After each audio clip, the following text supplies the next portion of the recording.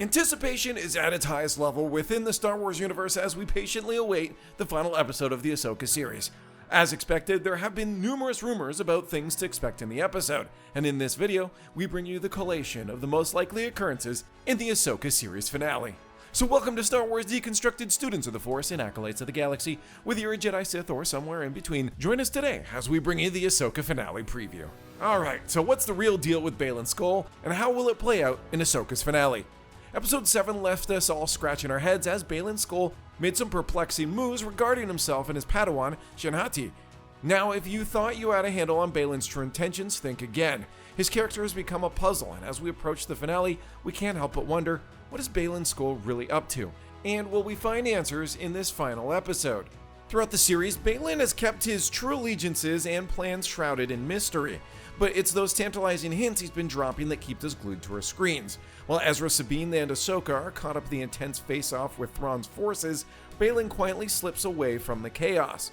With Shin Hati left behind and Thrawn off his tail, Baylan now has the freedom to chase after whatever's been calling him. Here's the top theories surrounding Baylan's mysterious mission in Ahsoka. Theory number 1. Abeloth's return from Legends. The most prominent theory takes us deep into the Star Wars Legends territory. Abeloth, the bringer of chaos, was once a formidable dark side entity so powerful that even the celestial Mortis force wielders banished her to a black hole. Dave Filoni, the mastermind behind Ahsoka and Star Wars Rebels, isn't one to shy away from incorporating Legends material into new content. After all, he had already resurrected Thrawn in Rebels. Could he be gearing up to bring back the infamous Abeloth in Ahsoka's storyline in the final episode using Baylan Skoll? Theory number 2, the return of the Night Sister Beast. There's also speculation that Baylan could be hunting an ancient Night Sister Beast mentioned in the Clone Wars Season 6, known as the Malmoral. Could this malevolent creature hold the answers Baylan seeks? While we do not know what has been calling him, one thing is certain. Baylan Skoll is playing a high-stakes game, and he doesn't want Grand Admiral Thrawn to know the full extent of his intentions. He's been a loyal pawn in Thrawn's intricate strategy, knowing that revealing his true purpose could mean being cast aside. Episode 7 gave him the opportunity he was waiting for. Despite his brief encounter with Ahsoka, who escapes with his mount, Baylan isn't dismayed. In fact, he's exactly where he wants to be, free to pursue his quest without Thrawn's interference. So Baylan isn't interested in joining Thrawn's regime. He's made that clear to Shin.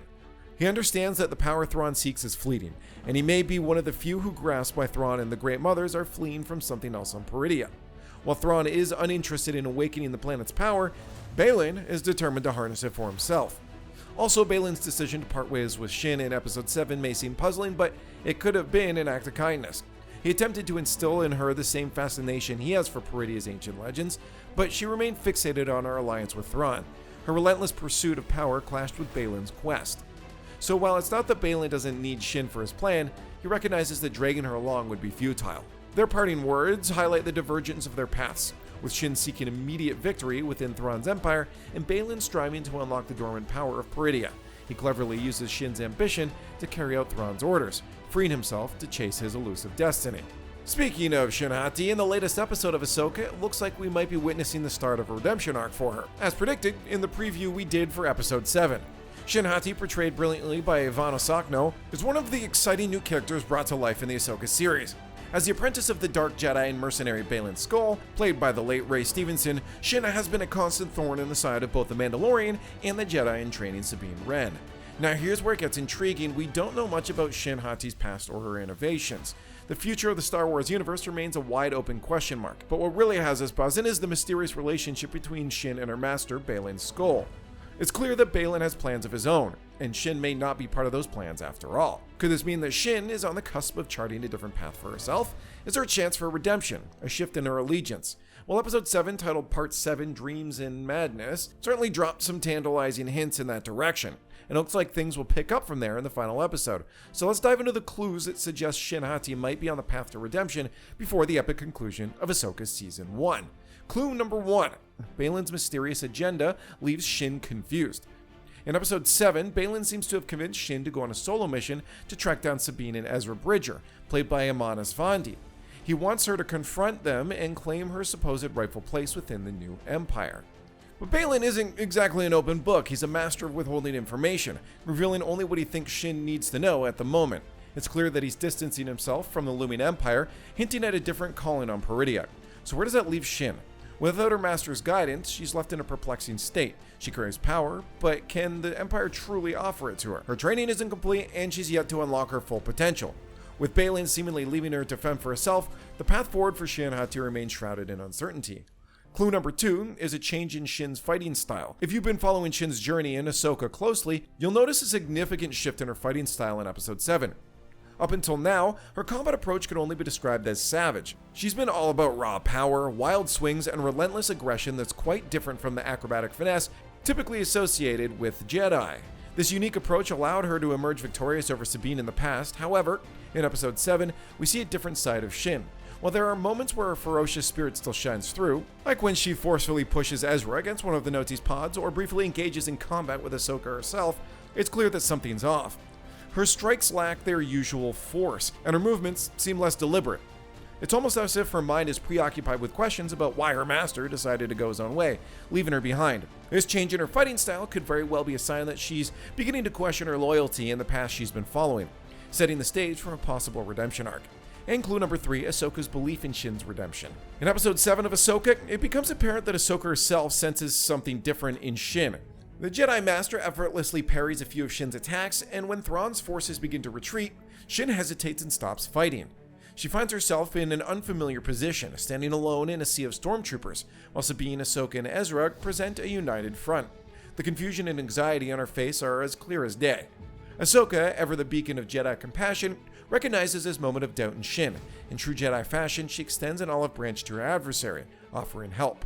Ahsoka's words, "I can help you," hang in the air, a lifeline extended to someone whose path has become uncertain.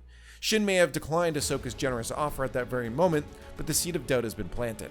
As the chaos of Thrawn's return to the Star Wars galaxy unfolds, it's entirely possible that Shin will find herself searching for Ahsoka's outstretched hand amidst the turmoil, hinting at the potential for redemption in her future. While Ahsoka made a noble attempt to connect with Shin in Episode 7, there's a possibility that it might take someone else to truly reach her. Enter Sabine, whose unique connection with Shin could hold the key to her redemption if Ahsoka's efforts fall short. Despite their adversarial roles, Sabine and Shin share striking similarities. Both are on the path to becoming Force wielders in a galaxy where the Jedi, the Sith, and the Inquisitors are nearly extinct. They're fiercely loyal individuals who harness their anger for strength. It's a shared journey of self-discovery that could lead them to learn from one another. As Hugh Yang has pointed out, Sabine isn't the typical Jedi candidate, and likewise, Shin doesn't neatly fit into the categories of Sith or Inquisitor. Instead, she occupies a unique space as a dark Jedi with incomplete training. This common ground, combined with the intense rivalry and jealousy that fuels their relationship, provides a fertile foundation for a new beginning. With Sabine now reunited with Ezra and armed with the knowledge of Ahsoka's survival following her duel with Baylan, the stage is set for a fresh start.